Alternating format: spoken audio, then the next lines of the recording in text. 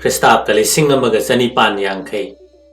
ꯁꯖꯤꯕꯨ ꯀꯨꯟꯅꯤꯄꯥꯟꯅꯤ ꯄꯥꯟꯕ ꯌꯨꯝꯁꯀꯩꯁꯥ ꯑꯦꯄ꯭ꯔꯤꯜ ꯇꯥꯡ 10ꯗ ꯅꯔꯁꯤꯡꯍ ꯃꯍꯥꯔꯥꯖꯅ ꯅꯣꯡꯒꯥꯈꯤꯕ ꯅꯨꯃꯤꯠꯇ ꯃꯁꯥꯒꯤ ꯆꯍꯤ 94 ꯁꯨꯔꯕ ꯖꯣꯕꯔꯥꯖ ꯗꯦꯕꯦꯟꯗ꯭ꯔ ꯙꯛꯀꯥ ꯇꯥꯕꯅ ꯃꯅꯤꯛ ꯅꯨꯡꯂꯦꯟ ꯈꯣꯝꯕ ꯐꯝꯕꯥꯜ ꯃꯤꯡꯂꯦꯟ ꯂꯧꯔꯒ ꯊꯤꯌꯥꯝ ꯆꯅꯨ ꯇꯝꯂꯦꯟ ꯈꯣꯝꯕꯤꯕꯨ ꯃꯍꯥꯔꯥꯅꯤ ꯍꯥꯞꯇꯨꯅ ꯃꯩꯇꯩ ꯂꯩꯕꯥꯛꯀꯤ ꯅꯤꯡꯊꯧ ꯑꯣꯏꯈꯤ꯫ ꯃꯖꯥꯏꯕꯨꯡꯉꯣ ꯁꯪꯀꯔꯗ ꯁꯤꯡꯅ ꯖꯣꯕꯔꯥꯖ ꯑꯉꯧ ꯁꯅꯥꯅ ꯁꯦꯅꯥꯄꯇꯤ ꯑꯣꯏꯗꯨꯅ ꯃꯄꯥ ꯃꯆꯥꯅ ꯂꯩꯕꯥꯛ ꯉꯥꯛꯃꯤꯟꯅꯈꯤ꯫ ꯗꯦꯕꯦꯟꯗ꯭ꯔꯅ ꯅꯤꯡꯊꯧ ꯑꯣꯏꯕꯒꯤ ꯄꯥꯎ ꯑꯁꯤ ꯀꯁꯥꯔ ꯌꯧꯔꯛꯄꯗ ꯆꯟꯗ꯭ꯔꯀ꯭ꯔꯤꯇꯤꯕꯨ ꯙꯛꯀꯥꯗ ꯄꯨꯅꯕ ꯊꯧꯔꯥꯡ ꯇꯧꯔꯝꯃꯤ꯫ ꯀꯁꯥꯔ ꯁꯨꯄꯔꯤꯟꯇꯦꯟꯗꯦꯟꯠꯀꯤ ꯂꯩꯐꯝꯗꯒꯤ ꯒꯖ 150ꯃꯨꯛ ꯂꯥꯞꯄ ꯋꯥꯅ ꯃꯥꯏꯀꯩ 3 ꯁꯝꯕꯜ ꯈꯥꯕ ꯕꯔꯥꯛ ꯑꯃꯗ ꯁꯤꯐꯥꯏ ꯑꯃꯅ ꯊꯣꯡꯗ, ꯁꯤꯐꯥꯏ 4ꯅ ꯇꯣꯉꯥꯟ ꯇꯣꯉꯥꯟꯕ ꯃꯐꯝꯗ ꯁꯪꯍꯜꯂꯒ ꯆꯟꯗ꯭ꯔꯀ꯭ꯔꯤꯇꯤꯕꯨ ꯊꯝꯂꯝꯃꯤ꯫ ꯆꯟꯗ꯭ꯔꯀ꯭ꯔꯤꯇꯤꯕꯨ ꯙꯛꯀꯥꯗ ꯄꯨꯅꯕ ꯍꯣꯠꯅꯔꯤꯕꯗꯨ ꯃꯍꯥꯔꯥꯖ ꯅꯔꯁꯤꯡꯍꯒꯤ ꯃꯆꯥꯅꯨꯄꯥ ꯕꯨꯕꯣꯟ ꯁꯤꯡ ꯑꯃꯗꯤ ꯁꯦꯇꯨ ꯁꯤꯡꯅ ꯃꯍꯥꯔꯥꯅꯤ ꯀꯨꯃꯨꯗꯤꯅꯤꯒꯤ ꯅꯥꯛꯇ ꯂꯥꯛꯇꯨꯅ ꯄꯥꯎ ꯄꯤꯔꯝꯃꯤ꯫ ꯄꯥꯎ ꯑꯁꯤ ꯇꯥꯕꯗ ꯃꯍꯥꯔꯥꯅꯤꯅ ꯊꯋꯥꯏ ꯋꯥꯕꯗꯨ ꯎꯕꯗ ꯅꯦꯄ꯭ꯔꯥ ꯃꯦꯟꯖꯔꯅ ꯍꯥꯏꯔꯛꯏ, "ꯃꯍꯥꯔꯥꯅꯤ ꯏꯕꯦꯝꯃ, ꯋꯥꯗꯨꯅ ꯀꯥꯟꯅꯔꯔꯣꯏ, ꯁ꯭ꯔꯤ ꯒꯣꯕꯤꯟꯗꯕꯨ ꯊꯃꯣꯏꯅꯨꯡꯗ ꯆꯦꯠꯅ ꯊꯥꯒꯣꯟꯅꯕꯤꯌꯣ꯫ ꯅꯅꯥꯏ ꯅꯦꯄ꯭ꯔꯥ, ꯉꯁꯤ ꯅꯨꯃꯤꯗꯥꯡ ꯅꯖꯥꯏꯕꯨꯡꯉꯣꯅ ꯂꯩꯔꯤꯕ ꯃꯐꯝ ꯑꯗꯨꯗ ꯆꯠꯂꯒ ꯑꯆꯤꯠ ꯑꯀꯣꯝ ꯌꯦꯡꯗꯨꯅ ꯉꯝꯂꯦ ꯅꯖꯥꯏꯕꯨꯡꯉꯣꯕꯨ ꯄꯨꯔꯛꯂꯒ ꯃꯍꯥꯔꯥꯅꯤꯒꯤ ꯈꯨꯠꯇ ꯁꯤꯟꯅꯒꯦ, ꯉꯝꯗꯕ ꯊꯣꯛꯂꯦ ꯅꯅꯥꯏ ꯅꯄꯨ ꯊꯋꯥꯏ ꯊꯥꯕꯤꯒꯦ"꯫ ꯅꯦꯄ꯭ꯔꯥꯒꯤ ꯋꯥꯗꯨ ꯇꯥꯕꯗ ꯋꯥꯈꯜ ꯊꯣꯛꯇꯗꯨꯅ ꯃꯍꯥꯔꯥꯅꯤ ꯇꯨꯃꯤꯟꯅ ꯂꯩꯈꯤ꯫ ꯃꯇꯝꯅꯗꯤ ꯂꯦꯞꯄ ꯅꯥꯏꯗꯕꯅꯤꯅ ꯅꯨꯃꯤꯠ ꯇꯥꯁꯤꯜꯂꯛꯂꯕꯗ ꯅꯦꯄ꯭ꯔꯥ ꯃꯦꯖꯔꯅ ꯕꯂꯔꯥꯝꯒ ꯂꯣꯏꯅꯅ ꯆꯟꯗ꯭ꯔꯀ꯭ꯔꯤꯇꯤꯅ ꯂꯩꯔꯤꯕ ꯃꯐꯝ ꯑꯗꯨ ꯇꯥꯅ ꯂꯥꯛꯂꯦ꯫ ꯅꯨꯃꯤꯠ ꯑꯁꯤ ꯀꯥꯂꯦꯟꯒꯤ ꯊꯥꯁꯤꯔꯝꯗꯥꯏ ꯑꯣꯏꯕꯅꯦ꯫ ꯅꯣꯡꯅꯒ ꯐꯨꯗꯤꯠ ꯐꯨꯅ ꯇꯥꯕꯅꯦ꯫ ꯀꯅꯥꯃꯇ ꯃꯄꯥꯟ ꯊꯣꯛꯅꯗꯕ ꯃꯇꯝ ꯑꯁꯤꯗ ꯕꯂꯔꯥꯝꯕꯨ ꯊꯣꯡꯒꯥꯟꯗ ꯊꯅꯝꯂꯒ ꯅꯦꯄ꯭ꯔꯥꯅ ꯆꯟꯗ꯭ꯔꯀ꯭ꯔꯤꯇꯤ ꯂꯩꯔꯤꯕ ꯌꯨꯝ ꯑꯗꯨ ꯇꯥꯅ ꯆꯪꯂꯛꯏ꯫ ꯅꯨꯃꯤꯠ ꯑꯗꯨ ꯊꯣꯡꯁꯪꯕ ꯁꯤꯐꯥꯏ ꯑꯗꯨ ꯅꯠꯇꯅ ꯁꯤꯐꯥꯏ ꯑꯇꯩꯗꯤ ꯂꯩꯔꯝꯗꯦ꯫ ꯊꯣꯡ ꯁꯪꯂꯤꯕ ꯁꯤꯐꯥꯏ ꯑꯗꯨ ꯐꯛꯂꯥꯡꯗ ꯉꯥꯔꯒ ꯇꯨꯝꯗꯨꯅ ꯂꯩꯔꯝꯃꯤ꯫ ꯅꯦꯄ꯭ꯔꯥꯅ ꯃꯥꯅ ꯈꯪꯖꯕ ꯂꯩꯋꯥ ꯈꯔ ꯁꯣꯟꯗꯨꯅ ꯇꯨꯝꯂꯤꯕ ꯁꯤꯐꯥꯏ ꯑꯗꯨ ꯁꯨꯝꯖꯤꯟꯕꯗ ꯑꯁꯤꯕꯒꯨꯝ ꯅꯤꯡꯉꯥꯏꯕ ꯂꯩꯇꯅ ꯇꯨꯝꯈꯨꯟ ꯇꯥꯟꯈ꯭ꯔꯦ꯫ ꯅꯦꯄ꯭ꯔꯥꯅ ꯇꯨꯝꯂꯤꯕ ꯁꯤꯐꯥꯏ ꯑꯗꯨꯒꯤ ꯐꯨꯔꯤꯈꯥꯎꯗꯒꯤ ꯁꯣ ꯂꯧꯊꯣꯛꯂꯒ ꯊꯣꯡ ꯍꯥꯡꯗꯣꯛꯇꯨꯅ ꯏꯃꯨꯡꯗ ꯆꯪꯂꯛꯂꯦ꯫ ꯅꯦꯄ꯭ꯔꯥ ꯎꯕꯗ ꯆꯟꯗ꯭ꯔꯀ꯭ꯔꯤꯇꯤ ꯃꯍꯥꯔꯥꯖꯅ ꯆꯦꯟꯁꯤꯜꯂꯛꯇꯨꯅ ꯀꯣꯜꯂꯒ "ꯏꯄꯨ ꯃꯦꯖꯔ" ꯀꯧꯗꯨꯅ ꯀꯞꯈ꯭ꯔꯦ꯫ ꯃꯁꯨ ꯃꯄꯨ ꯑꯅꯤꯗꯣ ꯉꯥꯏꯍꯥꯛ ꯋꯥꯔꯤ ꯁꯥꯟꯅꯔꯒ ꯃꯥꯅ ꯄꯨꯔꯛꯄ ꯐꯤꯔꯣꯜ ꯑꯗꯨ ꯁꯦꯠꯄꯤꯔꯒ ꯆꯟꯗ꯭ꯔꯀ꯭ꯔꯤꯇꯤ ꯃꯄꯥꯟꯗ ꯊꯥꯗꯣꯔꯛꯂꯦ꯫ ꯅꯦꯄ꯭ꯔꯥꯅ ꯌꯨꯝ ꯃꯅꯨꯡꯗ ꯆꯟꯗ꯭ꯔꯀ꯭ꯔꯤꯇꯤ ꯁꯥꯗꯨꯅ ꯂꯩꯍꯧꯔꯦ꯫ ꯁꯤꯐꯥꯏꯁꯤꯡꯅ ꯃꯄꯥꯟꯗꯒꯤ ꯌꯦꯡꯉꯛꯄ ꯎꯗꯅꯕ ꯏꯃꯨꯡꯗ ꯊꯥꯜꯂꯝꯕ ꯊꯥꯎꯃꯩ ꯑꯗꯨ ꯃꯨꯠꯊꯠꯂꯦ꯫ ꯑꯃꯝꯕ ꯃꯔꯛꯇ ꯃꯍꯥꯛ ꯇꯨꯝꯗꯨꯅ ꯂꯩꯍꯧꯔꯦ꯫ ꯆꯟꯗ꯭ꯔꯀ꯭ꯔꯤꯇꯤꯅ ꯃꯄꯥꯟ ꯊꯣꯔꯛꯇꯨꯅ ꯌꯨꯝ ꯑꯗꯨ ꯃꯄꯥꯟꯗꯒꯤ ꯁꯣ ꯂꯣꯟꯁꯜꯂꯒ ꯁꯣ ꯑꯗꯨ ꯁꯤꯐꯥꯏꯒꯤ ꯐꯨꯔꯤꯈꯥꯎꯗ ꯍꯥꯞꯆꯤꯜꯂꯝꯂꯒ ꯊꯣꯡꯒꯥꯟ ꯇꯝꯅ ꯊꯣꯔꯛꯂꯦ꯫ ꯊꯣꯡꯒꯥꯟꯗ ꯕꯂꯔꯥꯝꯒ ꯎꯅꯗꯨꯅ ꯃꯃꯥ ꯃꯍꯥꯔꯥꯅꯤꯒꯤ ꯃꯅꯥꯛ ꯇꯝꯅ ꯂꯥꯛꯃꯤꯟꯅꯔꯦ꯫ ꯑꯍꯤꯡ ꯑꯗꯨꯗ ꯀꯁꯥꯔ ꯊꯥꯗꯣꯛꯇꯨꯅ ꯆꯠꯀꯗꯕꯗꯨ ꯅꯣꯡ ꯀꯟꯅ ꯇꯥꯕꯅ ꯂꯂꯥꯡ ꯈꯨꯟꯗ ꯑꯍꯤꯡ ꯂꯦꯛꯂꯒ ꯅꯣꯡꯉꯥꯜꯂꯝꯗꯥꯏꯗ ꯆꯟꯗ꯭ꯔꯀ꯭ꯔꯤꯇꯤꯒ ꯂꯣꯏꯅꯔꯛꯄ ꯀꯥꯡꯕꯨꯒ ꯅꯔꯁꯤꯡꯍ ꯃꯍꯥꯔꯥꯖꯒꯤ ꯃꯖꯥꯏꯕꯨꯡꯉꯣ ꯕꯨꯕꯣꯟ ꯁꯤꯡ, ꯁꯦꯇꯨ ꯁꯤꯡꯒ ꯂꯣꯏꯅꯅ ꯖꯤꯔꯤ ꯇꯨꯔꯦꯜ ꯌꯧꯅ ꯆꯠꯂꯝꯃꯤ꯫ ꯖꯤꯔꯤ ꯇꯨꯔꯦꯜ ꯂꯥꯟꯊꯣꯛꯂꯒ ꯏꯉꯥ ꯊꯥ ꯄꯥꯟꯈꯠꯂꯛꯄꯗ ꯀꯂꯥꯅꯒꯥ ꯆꯤꯡꯗ ꯃꯇꯝ ꯈꯔ ꯂꯩꯔꯝꯃꯤ꯫ ꯃꯐꯝ ꯑꯁꯤꯗ ꯂꯩꯔꯤꯉꯩꯗ ꯁꯤꯂꯦꯠ ꯑꯃꯁꯨꯡ ꯀꯁꯥꯔꯗꯒꯤ ꯂꯥꯛꯄ ꯃꯩꯇꯩ ꯃꯆꯥꯁꯤꯡꯅ ꯃꯥꯒꯤ ꯃꯤꯆꯪꯗ ꯂꯦꯞꯇꯨꯅ ꯃꯩꯇꯩ ꯂꯩꯕꯥꯛꯇ ꯂꯥꯟꯗꯥꯅꯕ ꯁꯦꯝ ꯁꯥꯗꯨꯅ ꯂꯩꯈꯤ꯫ ꯃꯖꯥꯏꯕꯨꯡꯉꯣ ꯆꯟꯗ꯭ꯔꯀ꯭ꯔꯤꯇꯤꯅ ꯃꯩꯇꯩ ꯃꯆꯥꯁꯤꯡꯒ ꯂꯣꯏꯅꯅ ꯃꯩꯇꯩ ꯂꯩꯕꯥꯛꯇ ꯂꯥꯟꯗꯥꯅꯕ ꯆꯠꯈꯤꯕꯒꯤ ꯋꯥꯕꯅꯦ꯫ ꯁꯥꯍꯦꯕꯀꯤ ꯕꯔꯥꯛ ꯃꯅꯨꯡꯗ ꯆꯟꯗ꯭ꯔꯀ꯭ꯔꯤꯇꯤ ꯁꯥꯗꯨꯅ ꯂꯩꯍꯧꯕ ꯅꯦꯄ꯭ꯔꯥ ꯃꯦꯖꯔꯒꯤ ꯈꯜꯂꯨꯕꯅꯦ꯫ ꯅꯤꯡꯊꯦꯝ ꯄꯣꯛꯄꯤ ꯃꯃꯥ ꯁꯤꯖ ꯀꯨꯃꯨꯗꯤꯅꯤ ꯃꯍꯥꯔꯥꯅꯤꯗꯣ ꯃꯊ꯭ꯋꯥꯏ ꯋꯥꯈꯤꯕꯅ ꯆꯥꯕ ꯊꯛꯄ ꯈꯪꯈꯤꯗ꯭ꯔꯦ, ꯇꯨꯝꯕ ꯌꯥꯈꯤꯗ꯭ꯔꯦ꯫ ꯑꯌꯨꯛ ꯅꯨꯡꯊꯤꯜ ꯅꯨꯃꯤꯗꯥꯡ ꯈꯥꯛꯇꯅ ꯁ꯭ꯔꯤ ꯒꯣꯕꯤꯟꯗꯕꯨ ꯊꯃꯣꯏꯅꯨꯡꯗ ꯆꯦꯠꯅ ꯀꯣꯟꯗꯨꯅ ꯏꯕꯨꯡꯉꯣ ꯃꯥꯒꯤ ꯃꯤꯡꯂꯦꯟꯕꯨ ꯇꯠꯇꯅ ꯁꯣꯟꯗꯨꯅ ꯃꯍꯥꯔꯥꯅꯤ ꯂꯂꯥꯡ ꯈꯨꯟꯗ ꯋꯥꯅ ꯄꯨꯟꯁꯤ ꯂꯦꯟꯈꯤ꯫ ꯅꯣꯡꯉꯥꯜꯂꯒ ꯁꯥꯍꯦꯕꯀꯤ ꯕꯔꯥꯛ ꯃꯅꯨꯡꯗ ꯆꯟꯗ꯭ꯔꯀ꯭ꯔꯤꯇꯤꯕꯨ ꯉꯥꯛ ꯁꯦꯜꯂꯤꯕ ꯁꯤꯐꯥꯏ ꯑꯃꯅ ꯊꯣꯡ ꯍꯥꯡꯗꯣꯛꯂꯒ ꯆꯥꯅ ꯊꯛꯅꯕ ꯄꯨꯁꯤꯜꯂꯛꯄꯗ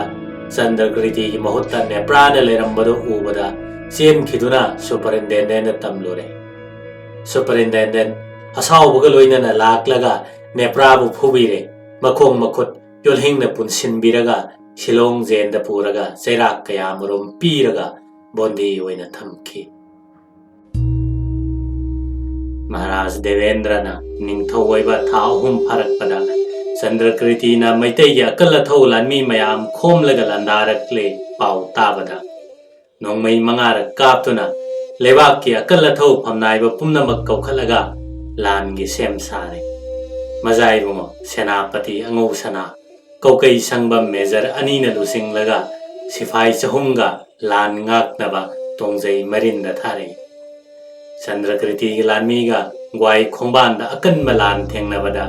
चंद्रकृति की लानमीना लाक्चबदो उबदा निंगथौजांब सुबेदार नोंमै गुली मरक्ता लोना चेनखिदुना लितान थोंगली काखलगा चेले चंद्रकृति की लानमीना तक्सलक्तुना तंपाक तमलक्ले पाउ ताबने कंगलागी अकोइबदा हंगोई यामना चोंगबने देवेंद्र महाराज पुकनिंग लांगतकनरे मजाइबुंगो जुबराज शंकर सिंहबु कैनौदा लान ngaknaba थारकले मजाइबुंगो अंगौ सना सेनापतिबुना सामुपलदा लान ngakhalle कैनौदा चंद्रकृति महाराज अकन मलान थेंगनबदा मजाइबुंगो जुबराज लान द माइथीदुना चेनख्रगा वाइसेल अतोम खुनफमदा लान बन सादुना लेखि चंद्रकृति की लानमीना अपन बलैतना तक्सिलक्तुना लंगथबाल कोनुंगदा लानबन सादुना लेरे पाउ ताबदा देवेंद्र महाराज कोनुंगदा लेथोकप याददुना मैतै लानमी पुरगा लान चंगलक्ले चंद्रकृति की लानमीना देवेंद्र की लानमीगा मायोकना लान थेंगनरिङैदा तुंग थंगबा देवेंद्र की लानमी अयाम्बा खुलाइगे कोनना चंद्रकृति की मनाक्ता चेनसिनखि लेमहौरिबा लानमी खरा अदुगा अहिंग अहुम चुपना लान थेंगनबदा माइथीरदुना देवेंद्र महाराज मैतै लेबाक थादोक्तुना चेनखि क्रिस्ताब्द 1950 हिंगेनगी हुमनी पानब इराई नुमितकी अहिंगदा देवेंद्र महाराजना लानदा माइथीदुना कोनुंग थादोक्लगा चेनख्रबदा सही 19 दंगाइरिबा चंद्रकृतिना हिंगेनगी मरीनी पानबा जुलाई तांग 12 थांग नुमित्ता नौजिंगलेन नोंद्रेन खोम्बा हाइना अम्बान मिंगलेन थोलगा मैतै लेबाकी निंगथौ वैखि नुमित्तासिदा मतोलिबुंगो नरसिंहाना पोक्पा बोबोन सिंहबु जुबराज अदुगा सेतु सिंहबुना सेनापति हपलम्मि जुलाई 15 निंगथौकाबा नुमित्ता मैत्रबाकी पॉलिटिकल एजेंट ओरिबा मेजर मैकुलोब की मनाक्ता चतुना महाराज गंभीर सिंह की मचानुपा चंद्रकृति अहाक मैतै लेबाक की निंगथौ ओइरे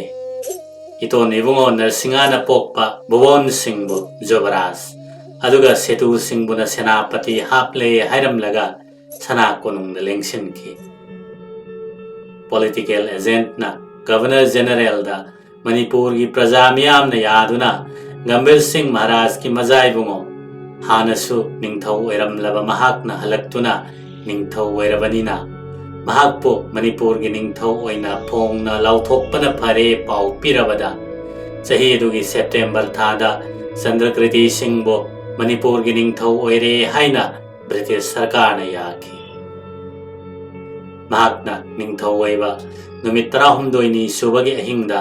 देवेंद्र महाराज की सेनापति ओइरंबा मजाइबुंगो अंगौ सनाना मसिन मनाव सगै नातै मयाम खोमलगा निंगथौ खुबम मुन्नबा लोना लंदारक्तुना कोनुंग चंगलक्लबदा सिराई थोंगदा चंद्रकृति महाराज की सिपाही सिंगा अहिंग चुप्प नोंमै कपनरगा लानफमदा माइथीदुना अंगौ सना नोंगालमदाइदा मयांग लेबाक्ताना चेनखि अहिंगी लान अदुदा बामोन गोपीनाथ नोंमैना पांदुना सीखि अतै मियोय तरेती नोंमैना पालबसु सीखिदे चहीदुगी पोइनु पानखलकपदा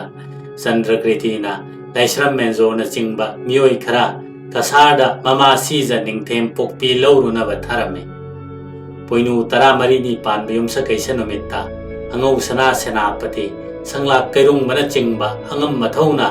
ममा सीजा निंगथेम पोक्पी कुमुदिनी महारानीबो लमांगदोंगदगी ओक्लगा सना कोनुंग ताना पुरे mama इबेमा लाकपगी हराउदुना नोंमै 25 कापखि sana kaithelda sel chaiki Devendra Singhna magi michang khomlaga maitai lebakta landarakpada Chandrakriti na tharakpa maitai lanmi singa akanba lan thengnabada lanphamda Devendra gi mioi kayamarum sathina sokpa amadi mioi kharabuna hatkhibadudha Devendra ningba kaiduna British Sarkar sangjafam lauraga Dhaka jailda bondi oina leiduna punsi lenki madugidamak mabu Dhaka taba ningthau haina khangnaki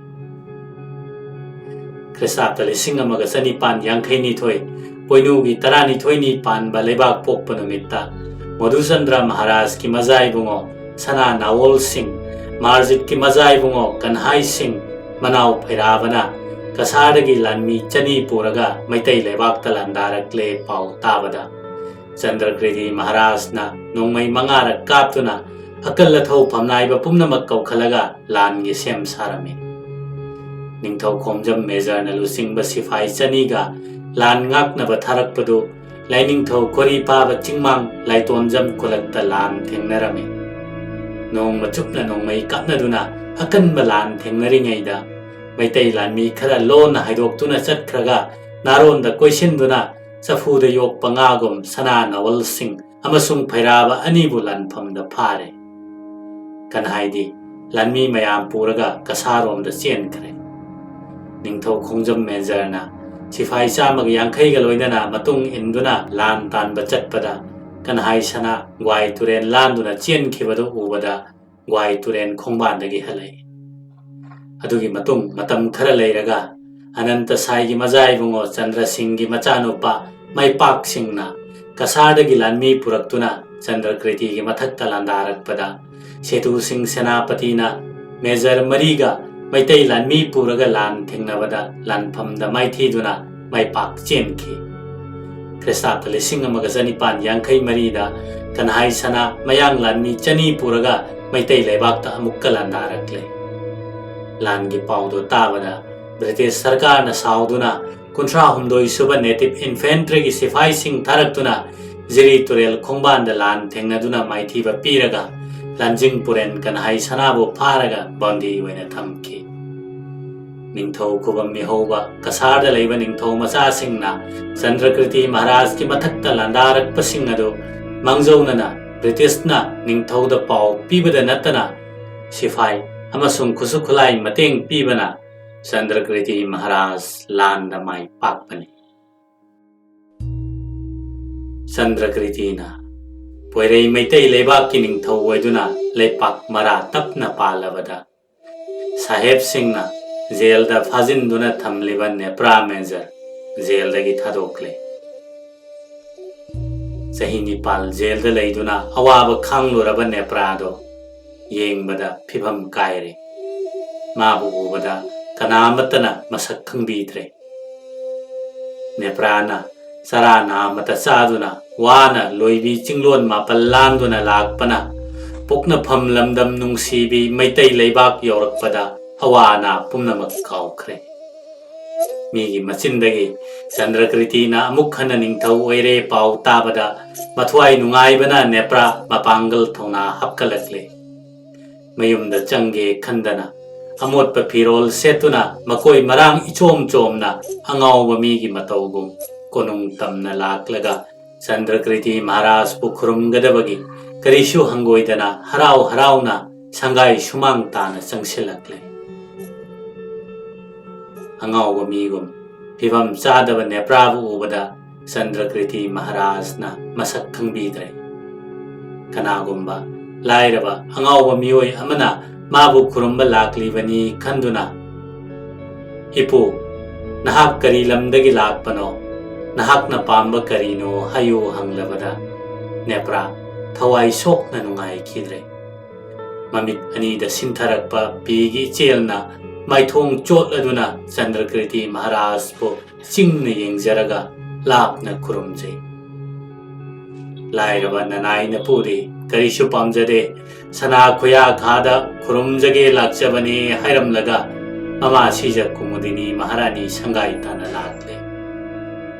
Matam asida ningthem pokpi kumudini imungdagi thorakpada 망골기 줄이 이좀 따팜다 네프라나 꾸무디니부 찡나 ꯌꯦꯡꯗꯨ나 ꯂꯩꯔꯝꯕꯗꯣ ꯎꯕꯗ 마하라니나ꯁꯨ 마삭 헥 락친ꯕ ꯉꯝꯗꯗꯨ나 ꯀꯧꯗ꯭ꯔꯦ. ꯑꯃꯨꯛ ꯎꯈ꯭ꯔꯕ꯭ꯔꯥ ꯃꯄꯨꯛꯅꯤꯡꯗ ꯆꯤꯡꯅꯗꯨꯅ ꯅꯦꯄ꯭ꯔꯥꯗꯨ ꯃꯥꯡꯒꯣꯟꯗ ꯀꯧꯈꯠꯂꯦ. ꯅꯦꯄ꯭ꯔꯥꯅ ꯃꯥꯡꯒꯣꯟꯗ ꯀꯥꯈꯠꯂꯒ ꯆꯪꯁꯤꯟꯗꯨꯅ ꯀꯨꯃꯨꯗꯤꯅꯤ ꯃꯍꯥꯔꯥꯅꯤꯒꯤ ꯃꯈꯣꯡ ꯀꯣꯜꯂꯒ ꯈꯤꯛ ꯈꯤꯛ ꯀꯞꯇꯨꯅ ꯃꯍꯥꯔꯥꯅꯤ 이베마 마tam kuina unakidraba sahib ki jailda awab kongai khangduna leiruraba nanai ne prabhu isak khangbidrabara haina kurumduna hangalakle nepra menjar gi wadu tabada magi masak ubada kumudini khanghodana miludagi pirang sinthana mejar haina khut paiduna singkhalaga maharani makhutmakna 미루다 신탈의 비랑도 떼톡비래. 마담 마숙구이버시 tumba chaba mafam khangdana sahib ki jailda awaba kongai khangbada phajaramba nasak yengba yadre. Kalambana pangal mayeng takhiduna nasak khangludre. Kumudini aibu waro biganu ko ipu haina ngaihak phaminaduna wari sanare. Nasuning them pisak unarurabra hangbada mapu kuya kada sangduna nanaina kurumjabada isak khangbidaduna ikaiduna maharani sangai tamna lakjabani kumlakle. Nepra menjargi wado tabada kumudini maharani do ikai nungsiyanaduna asawbana mangoi naraga nepra puduna mazai bungo ningthem pisaki sangai tana lakle.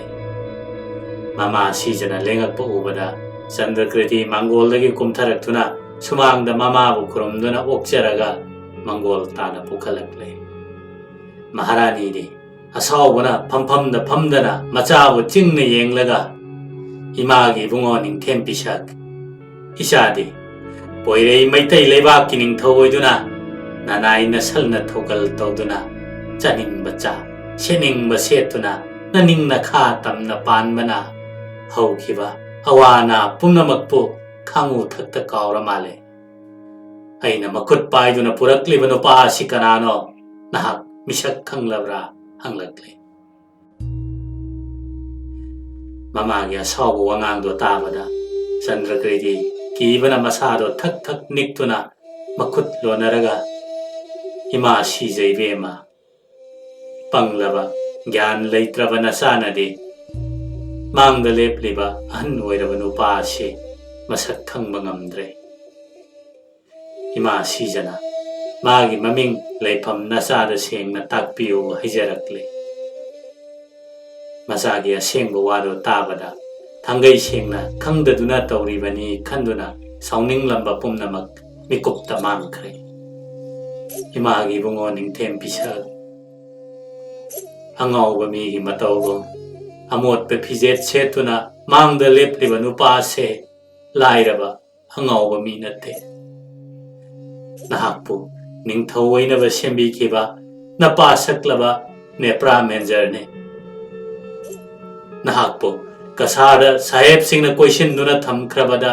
napu menjara sina nahakin hot sinduna jailda awaba khangduna leoraga nahakta imaga unaduna ngasi poirei maitai lebaki ningthoiribane. Mama sijagi wado tabada Chandrakriti haukiba thodoktu ningsinglaktuna chensillaga neprabu chetna kole. Ipu menjar nasugi ral ngakpiyo. Panglaba nasuda lamjing maira piduna thadok pirakpana ngasi aina maitai leibaki ningthoiba phangjaribane. Laibak thiba nasu aigidamakta ipuna sahib ki dandi phangduna jail sahi kaya awaba khangbikiba chaba thaktana sanglaba chinglambi da laktuna nasugi nakta yorakpasi karina laman singlaga ipuna pengadage haibado nasudi khangjade. Ipugi pukningda chingnadana apambado takpiyo nasuna soidana pijage hairakle. Nungsiraba machagi wado tabada kumudini na haraure. Neprado onsilaga handaki mapoka sidadi menjar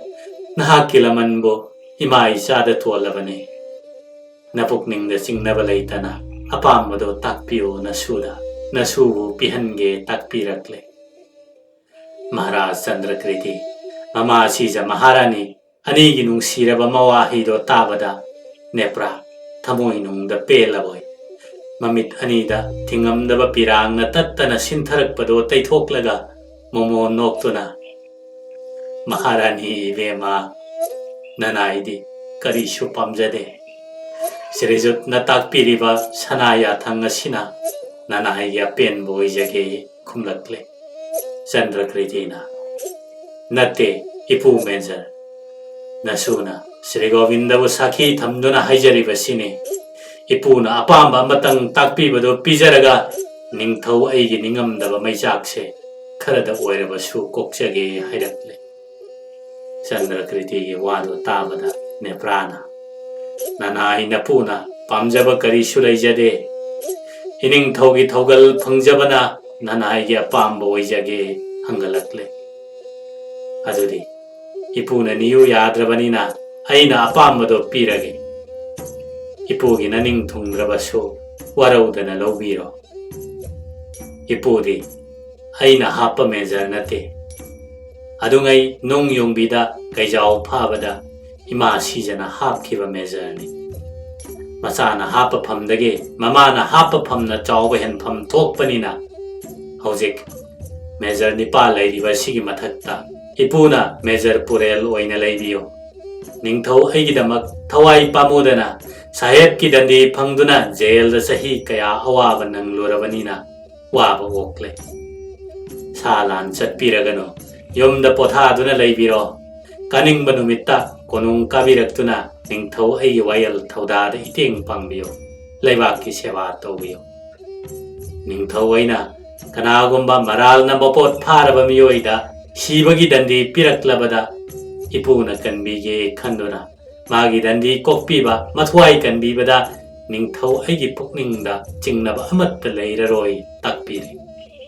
Chandrakriti Maharaj ki nungsiraba wangangdo tabada Nepra mapukningda peladuna Ningthau amadi mama sija Maharani anibu kurumlamlaga Mayumda chatke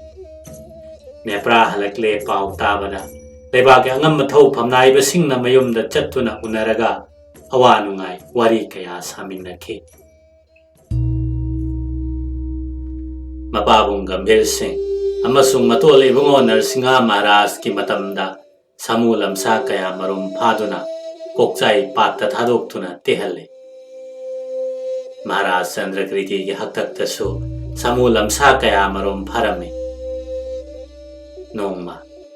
Laikhrakpam noti syam kauba Moirangda leiba lomi ama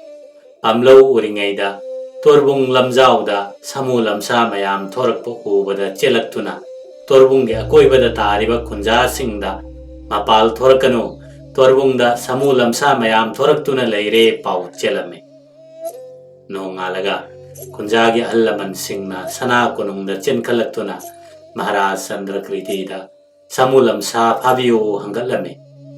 Samu lamsana Moirang khulakta changlaktringaida pharunaba Sanaya thang piraklabada Thangalna Lanmi yangkhaiga loinana Torbungda Samu lamsa phaba chale Lamlen khunudagi Jingjel mataroki haitharakpa Lalura lokki di lokmangda Longpham semduna Samu phanaba thaurang taurakle Kokchaigi teraba Samu amom ani thajinduna Numit nini changna honabada Samu amatta phaba ngamdre Humni subage ayukta Maharaj Chandrakriti Moirang tana lengtharaktuna Moiranggi akalla thau Samu phabada hai singba Kana kana leibage thoraklo Miyam changduna Samu lamsa phaminarasi Mana mathum chauna pirage sanaya thang takpire Ningthaugi yathang tabada Noti syamna Makutta langsoi pairaga Ateba Samu labagi yet thangba narumda bora khau pulaga Khau manungda changduna Samu amom aniga loinana Samu lamsa phaba changki Ningthina tambiraba Samu amom anina Ngathu thengthuduna Naitom saktaba Samu lamsadu themlaga Makhoi anina chapsinduna Lamsadu puthorakle Noti syamna tunglomdagi Samu labadu thaujillaktuna Lamsagi oi thangba khudungda Samu thaurina cheksinna khurau challaga Thauri litondu ujau amada punsinduna Samu lamsadu ꯃꯔꯧꯁꯤꯡꯅ ꯏꯔꯥꯏ ꯂꯥꯏꯅ ꯐꯥꯔꯝꯃꯤ꯫ ꯂꯝꯁꯥ ꯑꯃ ꯐꯥꯕꯗꯒꯤ ꯃꯩꯇꯩ ꯑꯀꯜ ꯑꯊꯧ ꯈꯣꯡꯃꯤ ꯂꯥꯟꯃꯤ ꯃꯌꯥꯝ ꯄꯨꯟꯅ ꯍꯣꯠꯅꯗꯨꯅ ꯁꯥꯃꯨ ꯂꯝꯁꯥ ꯑꯃ, ꯑꯃꯣꯝ ꯑꯅꯤ, ꯁꯥꯃꯨ ꯃꯆꯥ ꯑꯃꯒ ꯐꯥꯔꯦ꯫ ꯅꯣꯇꯤ ꯁ꯭ꯌꯥꯝꯒꯤ ꯃꯔꯧꯁꯤꯡ ꯃꯊꯧꯅꯥꯗꯨ ꯎꯕꯗ ꯃꯍꯥꯔꯥꯖ ꯆꯟꯗ꯭ꯔꯀ꯭ꯔꯤꯇꯤꯅ ꯄꯦꯟꯕꯤꯔꯗꯨꯅ, "ꯏꯄꯨ, ꯅꯍꯥꯛꯅ ꯑꯄꯥꯝꯕ ꯍꯥꯏꯌꯨ", ꯁꯅꯥ ꯌꯥꯊꯪ ꯄꯤꯔꯛꯂꯦ꯫ ꯅꯣꯇꯤ ꯁ꯭ꯌꯥꯝꯅ ꯈꯨꯌꯥꯈꯥꯗ ꯈꯨꯔꯨꯝꯂꯒ ꯃꯈꯨꯠ ꯂꯣꯟꯅꯗꯨꯅ ꯅꯅꯥꯏꯒꯤ ꯑꯄꯥꯝꯕ ꯅꯤꯖꯧ ꯇꯥꯛꯄꯤꯔꯕꯅꯤꯅ ꯁꯥꯃꯨ ꯃꯆꯥ ꯑꯁꯤ ꯅꯅꯥꯏ ꯃꯣꯏꯔꯥꯡꯗ ꯌꯣꯛꯆꯍꯧꯔꯒꯦ ꯍꯪꯒꯠꯂꯛꯂꯦ꯫ ꯃꯅꯥꯏꯒꯤ ꯋꯥꯗꯣ ꯇꯥꯕꯗ, "ꯏꯄꯨ, ꯅꯍꯥꯛꯅ ꯁꯥꯃꯨ ꯃꯆꯥ ꯑꯁꯤ ꯃꯣꯏꯔꯥꯡꯗ ꯌꯣꯛꯆꯔꯒꯦ ꯍꯥꯏꯔꯕꯅꯤꯅ ꯁꯥꯃꯨꯅ ꯁꯔꯦꯞ ꯀꯥꯡꯗꯣꯡ ꯐꯥꯗ꯭ꯔꯤ ꯐꯥꯎꯕ ꯌꯣꯛꯆꯔꯣ꯫ ꯁꯥꯃꯨꯅ ꯆꯥꯎꯔꯛꯂꯕꯗꯤ ꯀꯣꯅꯨꯡꯗ ꯄꯥꯎ ꯄꯤꯔꯧ, ꯃꯇꯝ ꯑꯗꯨꯗ ꯁꯥꯃꯨ ꯄꯨꯈꯠꯀꯦ", ꯁꯅꯥ ꯌꯥꯊꯪ ꯇꯥꯛꯄꯤꯔꯦ꯫ ꯈ꯭ꯔꯤꯁꯇꯥബ്ꯗ 1962 ꯋꯥꯛꯆꯤꯡꯒꯤ 19ꯅꯤ ꯄꯥꯟꯕ ꯏꯔꯥꯏ ꯅꯨꯃꯤꯠꯇ ꯃꯣꯏꯔꯥꯡ ꯇꯣꯔꯕꯨꯡꯗꯒꯤ ꯐꯥꯔꯛꯄ ꯁꯥꯃꯨ ꯂꯝꯆꯥ 3ꯗꯨ ꯄꯨꯔꯒ ꯊꯪꯒꯥꯜ, ꯍꯖꯥꯔꯤꯅꯆꯤꯡꯕ ꯁꯅꯥ ꯀꯣꯅꯨꯡꯗ ꯊꯨꯡꯈꯤ꯫ ꯅꯣꯇꯤ ꯁ꯭ꯌꯥꯝꯅ ꯁꯥꯃꯨ ꯃꯆꯥꯗꯨ ꯄꯨꯔꯒ ꯊꯥꯡꯖꯤꯡ ꯂꯩꯀꯣꯜꯒꯤ ꯃꯣꯏꯔꯥꯡ ꯂꯩꯖꯤ ꯄꯥꯡꯕ ꯃꯥꯒꯤ ꯌꯨꯝꯒꯤ ꯃꯅꯥꯛꯇ ꯂꯩꯕ ꯑꯍꯥꯡꯕ ꯂꯝꯄꯥꯛ ꯑꯗꯨꯗ ꯁꯥꯃꯨ ꯃꯆꯥꯗꯨ ꯄꯨꯟꯗꯨꯅ ꯊꯝꯂꯦ꯫ ꯁꯥꯃꯨ ꯄꯨꯟꯐꯝꯒꯤ ꯃꯅꯥꯛꯇ ꯀꯣꯝ ꯑꯃꯁꯨ ꯂꯩꯔꯝꯃꯤ꯫ ꯀꯣꯝ ꯑꯗꯨꯗ ꯁꯥꯃꯨꯅ ꯀꯨꯝꯂꯒ ꯏꯔꯨꯖꯗꯨꯅ ꯁꯥꯟꯅꯩ꯫ ꯍꯥꯏꯔꯤꯕ ꯀꯣꯝ ꯑꯗꯨ ꯁꯥꯃꯨ ꯀꯣꯝ ꯍꯥꯏꯅ ꯈꯪꯅꯈꯤ꯫ ꯅꯣꯇꯤ ꯁ꯭ꯌꯥꯝꯅ ꯃꯥꯒꯤ ꯅꯨꯄꯤ ꯃꯥꯏꯕꯝ ꯆꯅꯨ ꯉꯥꯡꯉꯣꯏꯒ ꯃꯇꯩ ꯃꯅꯥꯎꯅ ꯁꯥꯃꯨ ꯃꯆꯥꯗꯨ ꯆꯥꯎꯅꯕ ꯌꯣꯛꯂꯝꯃꯤ꯫